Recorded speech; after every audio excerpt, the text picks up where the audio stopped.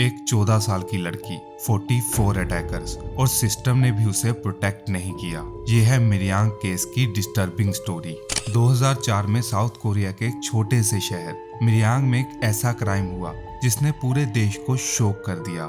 ये सिर्फ एक क्राइम नहीं था, ये सिस्टम की फेलियर की कहानी भी बन गया। सब कुछ शुरू हुआ एक 14 साल की लड़की जिसे पब्लिक में सिर्फ चोई के नाम से जाना जाता है। चोई की ऑनलाइन मुलाकात एक हाई स्कूल के लड़के पार्क से हुई। दोनों कुछ समय तक चैट करते रहे। फिर जनवरी 2004 में पार्क ने उसे मिरयांग आने के लिए कहा। क्यूरियोसिटी की वजह से चोई उसे मिलने चली गई, लेकिन उसे बिल्कुल अंदाजा नहीं था कि ये उसकी लाइफ का सबसे डार्क दिन होने वाला है। जैसे ही वो वहां पहुंची, पार्क ने उसे घर बुलाया और अचानक से पीछे से आयरन पाइप से उसके सर पर अटैक कर दिया। चोई तुरंत बेहोश हो गई और जब वो होश में आई तो उसने देखा कि पार्क अकेला नहीं था, वहां 11 और लड़के मौजूद थे।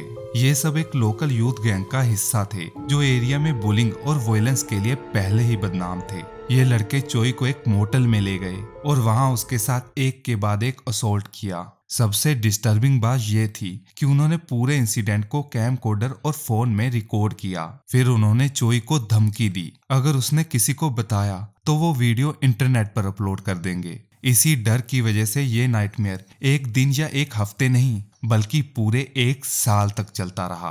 कभी उसे प्लेग्राउंड में ले जाया जाता, कभी टेनिस कोर्ट में। पुलिस के मुताबिक हर इंसिडेंट में 10 से 20 से ज्यादा लड़के शामिल थे और 1 साल में कम से कम 44 लड़के इस क्राइम में इन्वॉल्व थे। उन्होंने चोई को मजबूर किया कि वो अपनी 13 साल की सिस्टर और 16 साल की कजिन को भी मिरयांग लेके आए। और शॉकिंग बात यह है कि कुछ क्रिमिनल्स ने रेप वीडियोस इंटरनेट पर अपलोड भी कर दिए।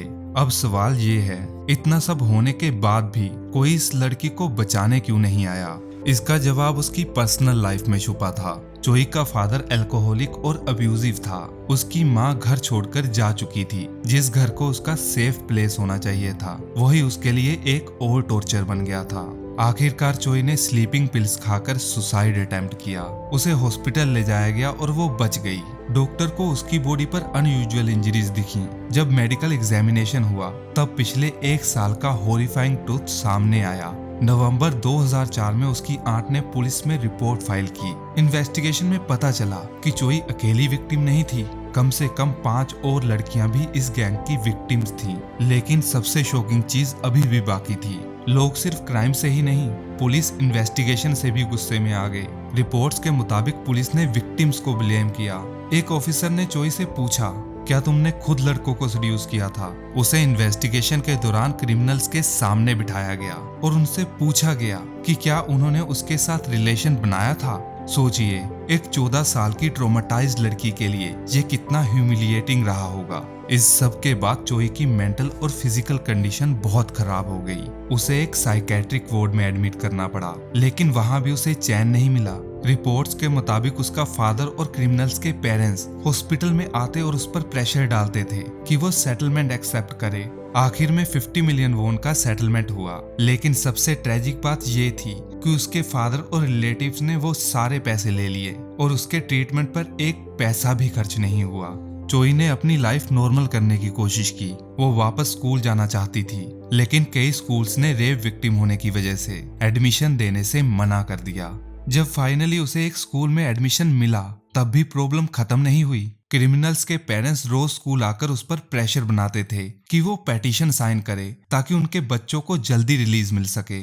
अब सबसे बड़ा सवाल, 44 लड़कों का क्या हुआ? ज्यादातर अक्यूज्ड को जुवेनाइल कोर्ट भेज दिया गया, जहाँ चार्जेस ड्रॉप हो गए। सिर्फ 10 लड़कों पर केस चला, लेकिन जजेस ने उन्हें भी जुवेनाइल कोर्ट भेज दिया। सेटलमेंट मनी की वजह से 13 क्रिमिनल्स को चार्जेस से क्लियर कर दिया गया। आखिर में सिर्फ 5 सस्पेक्ट्स जुवेनाइल डिटेंशन सेंटर भेजे गए और किसी को भी सीरियस क्रिमिनल पनिशमेंट नहीं मिला। ये था मिरयांग केस का एंड। इस केस को लगभग 20 साल हो चुके हैं, लेकिन आज भी लोग इसे याद करते हैं क्योंकि ये सिर्फ एक क्राइम नहीं था, ये एक ऐसा केस था जहां विक्टिम को क्रिमिनल से ही नहीं बल्कि सिस्टम और सोसाइटी से भी लड़ना पड़ा। और शायद सबसे बड़ा सवाल आज भी वही है, जब सिस्टम ही विक्टिम को प्रोटेक्ट ना करे तो इंसाफ का मतलब क्या रह जाता है?